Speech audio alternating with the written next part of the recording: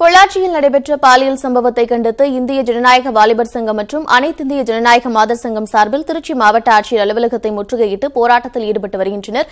அந்த காட்சிகளை குறித்து செய்தியாளர் மகேஸ்வரனிடம் கேட்கலாம். மகேஸ்வரம், கள நிலவரம் என்ன? யாரெல்லாம் இந்த போராட்டத்தில் பங்கேற்றுள்ளனர்? சொல்லுங்க.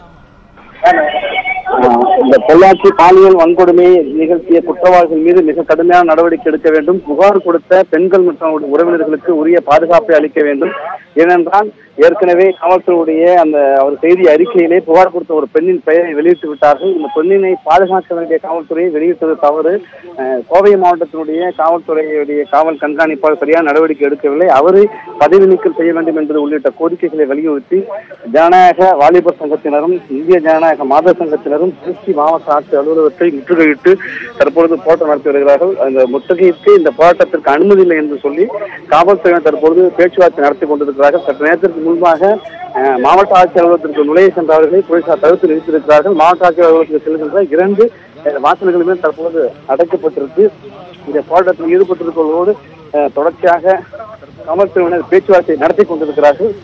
இந்த போராட்டத்தில் ஈடுபட்டிருக்கிற மாதர் சங்கத்தை சேர்ந்த பெண்மணி நம்மோடு இருக்காங்க.